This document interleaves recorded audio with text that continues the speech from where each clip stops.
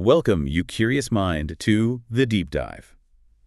Today we're plunging into, well, a concept that's really captivated thinkers for centuries. It sparks fierce debate, a surprising amount of maybe wishful thinking. Yeah. It's the idea of the benevolent dictatorship. Yeah, it's a notion that it often seems to surface when people are frustrated, Right. frustrated with maybe the perceived messiness or inefficiency of democracy. Right, they start looking for someone who can just get things done. Exactly. But as our stack of sources reveals today, the reality is far more complex and often, frankly, pretty terrifying. We've pulled together some truly fascinating material for this deep dive. We've got an insightful article from the Carnegie Endowment for International Peace, a comprehensive definition from Wikipedia, always useful. There's a thought-provoking discussion from a Reddit thread, which should be interesting. Oh, yeah. Reddit can be quite revealing. Definitely. And an analysis of how power corrupts from PBS, plus deep dives into historical perspectives, Machiavelli's The Prince, Max Weber's Economy and Society, and we'll also examine, the chilling characteristics of tyrannical leadership itself. So our mission today is really to unpack this intriguing, but like I said, often dangerous idea. We'll explore its definition, try to understand its allure. Yeah, why is it so appealing sometimes? Exactly. Then look at the scientific and historical evidence for its inherent flaws, and finally, touch on what systems are actually designed to prevent the worst abuses of power. Okay, let's start at the beginning then. When we talk about a benevolent dictatorship, what exactly are we defining here? What's the core idea?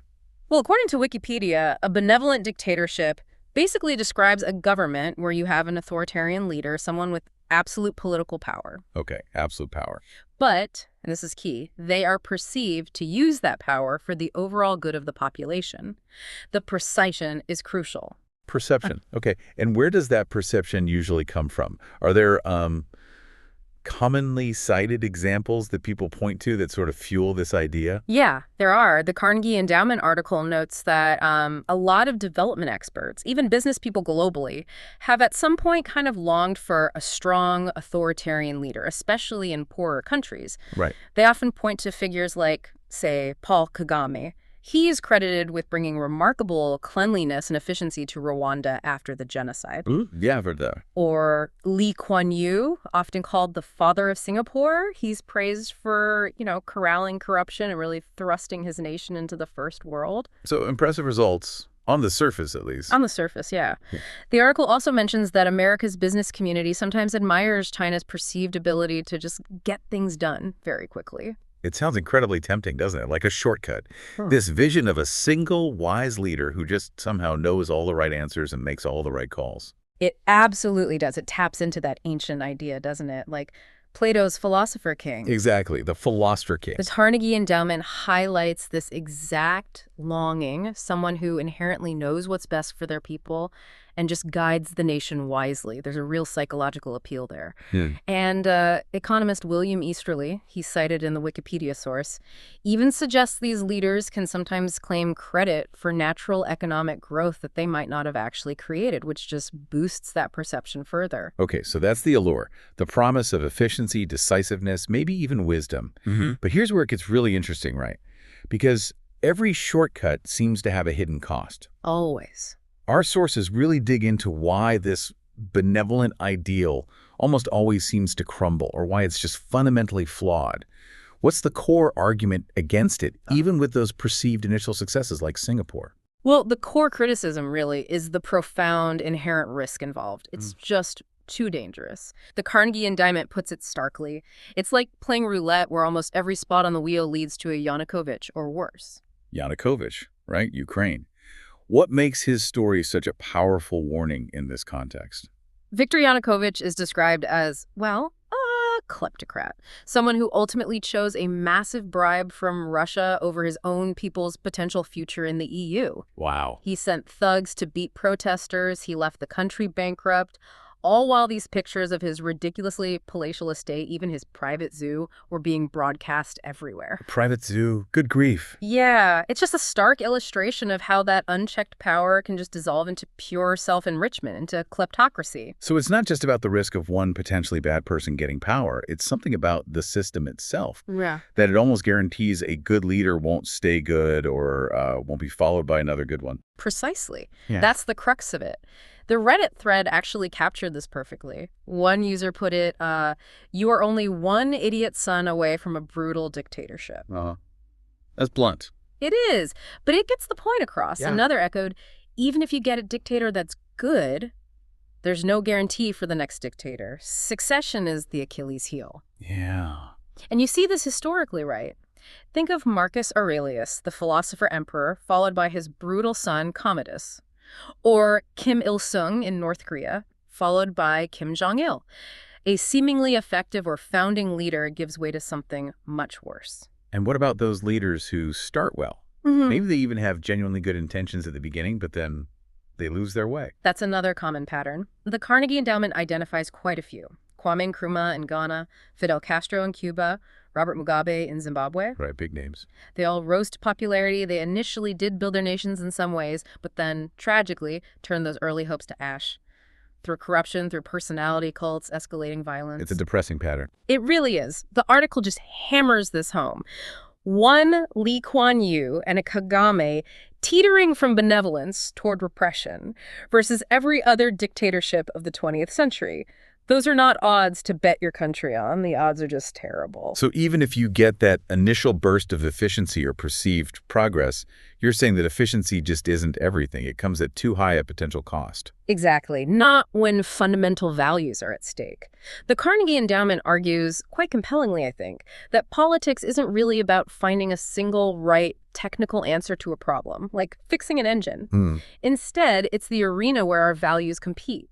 Think about it. Debates over something seemingly simple like potholes or complex like policing or education. They keep fast. They do, because people prioritize different values: equity versus excellence, efficiency versus individual voice, security versus social justice. Democracy, for all its flaws, allows many different ideas of right to flourish and compete. It's messier, maybe less efficient. Much less efficient sometimes. But crucially, as the article says, it makes fewer tremendous mistakes. It avoids the catastrophic errors that unchecked power enables. That reminds me, you mentioned literary figures. Didn't George Orwell and C.S. Lewis have some pretty sharp things to say about this? About the dangers of even well-intentioned power? They absolutely did. Their insights are chillingly relevant. The Wikipedia source includes Orwell's blunt assessment. There is no such thing as a benevolent dictatorship. Just flat out doesn't exist. Stark. And C.S. Lewis offered an even more psychologically disturbing observation. He said, of all tyrannies, a tyranny sincerely exercised for the good of its victims may be the most oppressive. Wow. Why oppressive? Because, he argued, it would be better to live under robber barons than under omnipotent moral busybodies. The robber baron might just take your money, but the moral busybody, the one who knows what's good for you. Meddles in every aspect of your life. For your own good, of course. Precisely. It suggests that even genuinely good intentions, when combined with unchecked power, can lead to a profound and pervasive kind of oppression, one that's harder to fight because it claims to be for your benefit. This really raises a fundamental question then. Why does power seem to inevitably corrupt, or at least have such a strong tendency to? Is there a psychological, maybe even a scientific basis for this observation? Lord Acton wasn't just guessing, right? No, he wasn't just guessing. There's actually quite a bit of fascinating science here. Dr. Keltner, a psychology professor at UC Berkeley, explained this really well in the PBS NewsHour source. He talks about the power paradox. The power paradox. Okay, what's that? Well, Keltner notes that people often gain power by demonstrating positive qualities. Things like sharing resources, showing humility, respecting others, being empathetic. Right, the things that make people trust you and want to follow you. Exactly. But here's the paradox. Once they feel powerful, once they have that status, surges of dopamine can actually start to undermine those very qualities. That feeling of power begins to change their brain chemistry, their behavior. So the very thing that got them power starts to erode once they have it. That's the paradox. Keltner's research shows that even when you randomly assign power in simple lab experiments like you just tell someone they're the leader, it leads to all kinds of mischief. Mischief, like what? Well, people become more impulsive. They tend to consume more resources than their fair share. They'll literally take more money if given the chance. They act more unethically. They stop attending to others carefully, become more prone to stereotyping. The list goes on. Okay, the Cookie Monster study sounds like a perfect, maybe slightly comical illustration of this. Tell us about that one. Right, it's memorable. So in that study, they had a group of 3 students working together on some policy recommendations. They brought in a plate with 5 cookies. 5 cookies for 3 people. Already setting up a little tension. Exactly. So everyone usually takes 1 cookie. That leaves 2 cookies on the plate. The person who had been randomly assigned the role of leader in the group was 2/3 more likely than the others to just reach out and take the 4th cookie. Ah, the extra one. The extra one. And Keltner notes they often ate it quite rudely, mouth open, crumbs falling. It seems small, but it powerfully demonstrates this unconscious sense of entitlement that power can create, even temporary, randomly assigned power. That Cookie Monster study is compelling and maybe a little worrying how quickly that entitlement kicks in. But does this power paradox really play out in the messy real world? Is it more than just, taking an extra cookie? Oh, absolutely. Keltner points to many real-world examples and studies. Research shows that people who feel high power are statistically more prone to speaking rudely, interrupting others, Okay. engaging in sexual affairs, or taking resources that aren't rightfully theirs. Even things like shoplifting, surprisingly, are found to be more common among wealthier, higher power individuals. Shoplifting. Yeah, counterintuitive, right. But it seems linked to that sense of entitlement again. And there was another study by Paul Piff. He looked at drivers. People driving more expensive, high-power cars were significantly more likely to cut off other drivers or even speed through pedestrian crossings. As if their time is just more important than pedestrian safety. That seems to be the underlying attitude, yeah. It's an unconscious bias that power fosters. So, considering these deep-seated human tendencies, how does this change how we should think about governing systems? Does Keltner's work basically suggest that power is this force that inevitably warps even well-intentioned people, making a truly benevolent dictator almost a contradiction in terms? Yes, I think that's a fair takeaway. His work strongly reinforces Lord Acton's famous quote, power corrupts and absolute power corrupts absolutely. Keltner actually says that specific idea is supported by dozens of studies. So it's not just a pissy quote, it's scientifically observed. Pretty much. This inherent human tendency, the psychological vulnerability to power, makes any governing system based on concentrated, unchecked authority deeply, fundamentally problematic, and likely unsustainable if you care about the well-being of the governed. Okay, so if benevolent dictatorship is, let's face it, mostly an illusion, a dangerous gamble, what are the true stark characteristics of actual tyrannical leadership? The Berkshire Publishing source seemed to dig into this quite deeply. It did, and it goes way back. Plato, centuries ago, defined tyrants pretty clearly. Rulers who prioritize their own advantage over their subjects' well-being, and they use extreme, often cruel tactics to maintain that advantage. And are there certain conditions where this kind of leadership is more likely to emerge? Yes. Tyranny often flourishes in unstable conditions. Think about times of chaos or major transitions, especially where people might already be accustomed to authoritarian rule or maybe lack experience with democratic processes, like, say, during transitions from colonial rule. Makes sense. So what are some of the key personality traits or behaviors that Betty Glad outlines in that source? What should we look out for in these would-be tyrants? Glad outlines several really chilling characteristics. First, there's grandiose claims. They often make these godlike claims for themselves and their historical missions. Like what? Well, Hitler predicting he'd be the greatest German in history, or Saddam Hussein positioning himself as the direct successor to ancient Mesopotamian kings and even religious figures. It's extreme self-aggrandizement. Yeah. Second, ruthlessness and control. This is key. They build extensive spy networks, they constantly shift alliances to keep everyone off balance, and they relentlessly, systematically eliminate rivals. Stalin purging rivals from both the left and the right factions is a classic example. Right. No one is safe. No one. Hitler's Night of the Long Knives, where he eliminated competitors within his own Nazi party, is another stark example. Third, covering up the past. They go to extreme lengths to hide anything potentially embarrassing from their history. How extreme? Sometimes murdering people who knew their origins.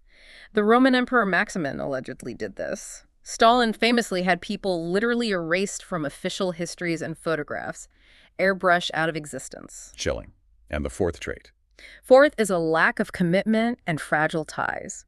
They often lack genuine ideological grounding or deep emotional connections.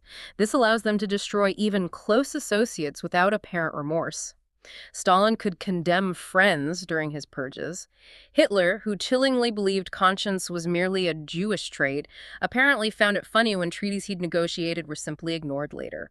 It really paints a picture of a deeply disturbed, almost pathological personality structure. It absolutely does, and often that grandiosity seems to mask a profound underlying insecurity. They are acutely sensitive to any hint of competition. They utterly cannot tolerate criticism. Right. Any questioning is seen as betrayal. Exactly, and they struggle immensely with any political setbacks. There's the story of Dionysius I, the tyrant of Syracuse, reportedly trying to have Plato killed just because Plato observed that tyrants lacked justice. Wow. Talk about an overreaction. Right. Stalin felt completely betrayed by any opposition, even from comrades who'd been with him for decades. Hitler would fly into rages, blaming his generals for military reversals, enraged by any hint of criticism. And these personality traits then manifest in, well, widespread cruelty, beyond just eliminating rivals. Yes, absolutely. The source notes that massive cruelties that serve no obvious political end are apt to ensue. It goes beyond strategic elimination. Stalin personally signed tens of thousands of death sentences and reportedly took pleasure in watching the show trials. Just awful. Hitler's extermination campaigns included millions deemed unworthy based on ideology and race. Saddam Hussein used chemical weapons against his own civilian populations. These acts often seem to stem from sheer malice, perhaps even, as the source suggests, a twisted pleasure in seeing others suffer. That's a truly dark place for a leader to be.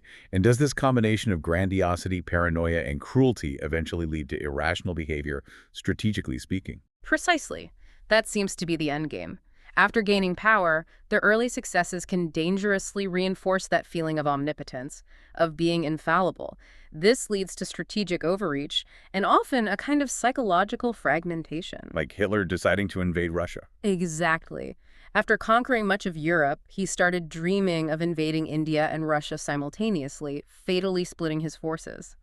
That overconfidence, born from unchecked power, contributed directly to his downfall. And in their final days. In their final days, tyrants often devolve into increasingly capricious, erratic behavior, issuing bizarre orders, indulging in wild fantasies. Think of Stalin's later years, steeped in paranoia, or Hitler in his bunker, issuing delusional orders for armies that no longer existed. Right, a complete detachment from reality. Yes, and intense paranoia. They make terrible judgments about who to trust, often projecting their own flaws and evils onto others. Hitler, for instance, blamed Jewish people for his own early artistic failures and even his private sexual fantasies. It's a complete breakdown. Okay, so we've seen the allure, the psychological pitfalls, the terrifying reality of tyranny. If this cycle of perceived benevolence turning into corruption and outright horror is so consistent, what's the alternative? What kind of system actually offers stability and protects people from this? Well, the alternative lies in intentionally designing systems to prevent that concentration of power. The Rule of Law Education Center source really highlights the absolutely crucial role of checks and balances. Checks and balances, we hear that phrase a lot. What does it mean at its most basic level? At its most basic, the rule of law means that everyone, including the government itself, must obey the law. And critically, that power is continually restrained, not concentrated. Okay, and what's the fundamental difference between a check and a balance in this system? Are they the same thing? They're related but distinct. John Adams, one of the key framers of the U.S. Constitution, put it really well. He said it's by balancing each of these powers against the other two that the efforts in human nature toward tyranny can alone be checked and restrained. So balances are about distributing power. So no single arm of government, say, the part that makes laws versus the part that enforces them, has complete unchallenged authority over the others. Checks are the specific mechanisms, the tools or procedures that allow one branch to limit, review, criticize, or even stop another branch from becoming too powerful or acting improperly. Got it. Balances are the structure, checks are the actions. And how does the idea of separation of powers fit into this? That seems pretty central. It's the absolute bedrock. Montesquieu, writing back in 1748, was deeply convinced that concentrating power, legislative, executive, judicial, in any single person or group was the ultimate threat to liberty. So you have to split it up. You have to split it up. Intentionally divide it between three distinct arms. The legislature, which makes the laws like a parliament or Congress. The executive, which implements and enforces those laws, think ministers, presidents, government departments. And the judiciary, which interprets the laws and judges how they're applied, so judges and courts. And what happens, practically speaking, When these checks and balances, this separation is absent, when power is concentrated. Well, then you essentially have the judiciary, the executive, and the legislature all reporting to the same single authority, whether it's one person or a small committee. This allows them to make and enforce basically any law they want, with very few limitations. So no real accountability. Exactly. Without an independent judiciary, justice is completely compromised. The government can act outside the law, even its own laws, without any real repercussions. Laws can be made without proper scrutiny, which is a recipe for corruption, and critically, there's no effective protection for basic human rights. Okay, so in a system with these checks and balances, how do these three branches actually keep each other honest, so to speak? How does it work in practice?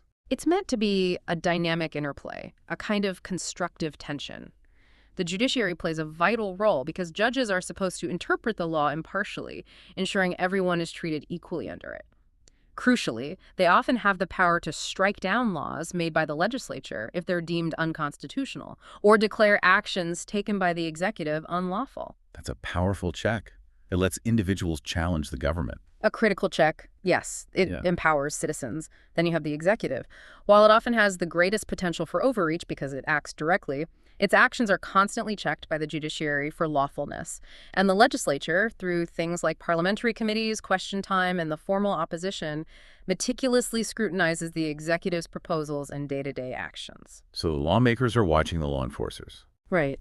And finally, the legislature's power to make laws isn't absolute either. It's checked by established parliamentary rules, procedures like requiring public readings of bills, and often a bicameral system having two houses, like an upper and lower house, which ensures more debate and scrutiny before a law is actually passed. And where do regular citizens fit into this? Do the public and the media have a real role in maintaining these checks and balances, or is it all just internal government stuff? Oh, absolutely crucial. You could argue they're the ultimate check. Democracies inherently require scrutiny from the public and the media to function properly. This means freedoms like freedom of the press, freedom of association, freedom of speech aren't just nice-to-haves. They're essential infrastructure for accountability. How do citizens exercise that check? Through many ways. Holding representatives accountable in regular, fair elections is the most obvious, but also through petitions, peaceful protests, direct communication with officials, engaging in public debate. And remember what Dr. Keltner found. About power and being watched. Exactly. Accountability and scrutiny are incredibly powerful mitigators of power abuse.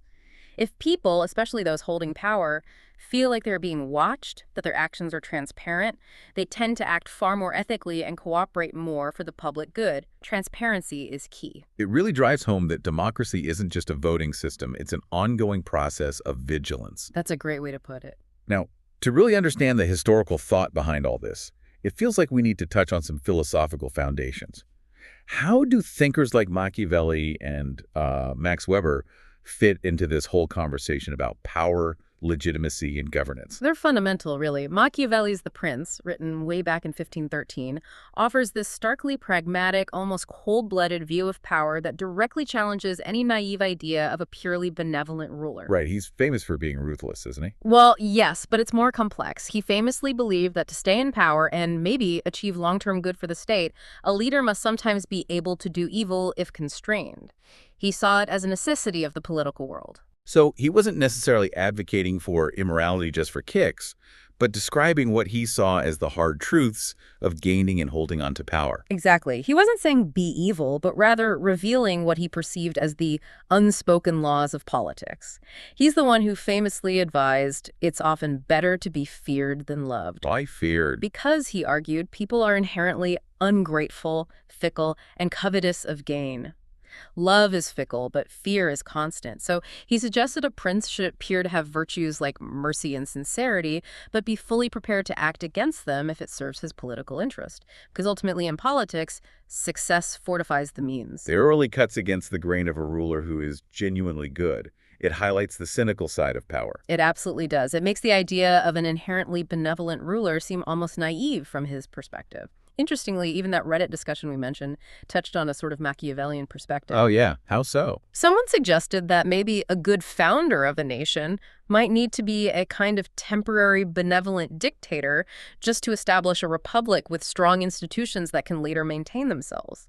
implying a purposeful, maybe ruthless use of concentrated power for an eventual democratic end. Wow, that's a huge gamble, though, using dictatorship to create democracy. A massive gamble, and hugely controversial. Now, shifting gears slightly, what about Max Weber? How does his thinking on authority relate here? Weber is crucial for understanding legitimacy. In his work, Economy and Society, he made this really important distinction between raw power, just forcing someone to do something, and imperative control or authority, which implies the subjects accept the ruler's right to command. Okay, so authority requires legitimacy. Yes. And Weber focused heavily on how that legitimacy is established. He classified it into three pure types, as he called them. First, rational legal authority. This is the kind we're most familiar with in modern democracies. It's based on belief in established impersonal rules and laws, and the right of those elevated under these rules, like elected officials, to issue commands. Obedience is owed to the office, the system, not the person. Right, like obeying the presidency, not necessarily the individual president. Precisely. Second, traditional authority. This rests on belief in long-standing traditions, customs seen as sacred or ancient, and the legitimacy of the status of those exercising authority based on those traditions. Think of monarchs or hereditary chiefs. Obedience here is more about personal loyalty within established obligations. Okay, and the third type? The third is charismatic authority. This is based purely on devotion to the specific and exceptional sanctity, heroism, or exemplary character of an individual leader. Think of prophets, revolutionary heroes, maybe some cult leaders. That sounds like the basis for many dictatorships, benevolent or otherwise. It often is, especially in their rise to power. Weber described this type as specifically irrational because it's completely foreign to established rules. It's a revolutionary force that often repudiates the past. So a dictator, even one claiming benevolence, would often rely heavily on that personal charisma, that connection with followers. Yes, very often. Weber notes that recognition from followers based on their enthusiasm, despair, or hope is absolutely decisive for charisma's validity. If the followers stop believing, the charisma evaporates. So it's inherently unstable. Highly unstable. And Weber made another critical point.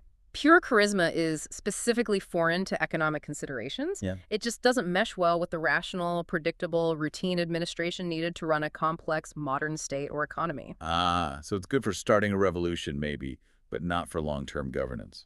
Exactly. Weber saw it as an extraordinary, often temporary force. It's completely unlike the everyday, predictable routine of rational legal or even traditional authority. So even if a leader has that compelling, charismatic appeal that might make them seem benevolent initially, Weber's analysis suggests it's simply not a stable foundation for long-term beneficial governance. It's inherently volatile. It fundamentally cannot last, or risks becoming something else entirely once the initial fervor fades. Precisely. It has to transition into one of the other forms, or it collapses. So wrapping this all up, what does this deep dive really mean for us, the curious mind tuning in? It feels like we've thoroughly challenged that romantic, tempting notion of the single, perfect leader who can just fix everything. I think so. It serves as a really powerful reminder, doesn't it, that while the idea of efficiency and swift, decisive action is incredibly appealing, especially when things feel stagnant or chaotic. Yeah, the appeal's undeniable sometimes. It is. But the historical record and the psychological evidence just overwhelmingly point to the inherent instability, the corrupting influence, and the profound danger of unchecked power. It really brings us back to that fundamental shift in political thinking, maybe best exemplified by someone like Plato, who initially idealized the philosopher king, but later seemed more focused on designing systems. Moving from asking who could best rule to realizing the more crucial question is, what system best prevents the worst rule? Exactly. And the answer, as our sources consistently reveal, doesn't lie in finding that mythical, perfectly benevolent individual leader.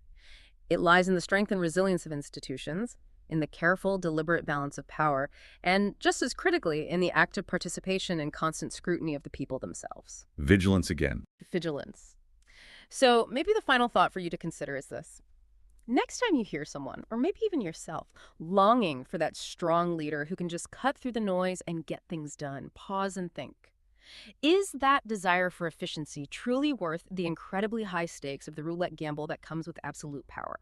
And what hidden costs to liberty, to justice, to basic human well-being might that seductive efficiency actually entail down the road?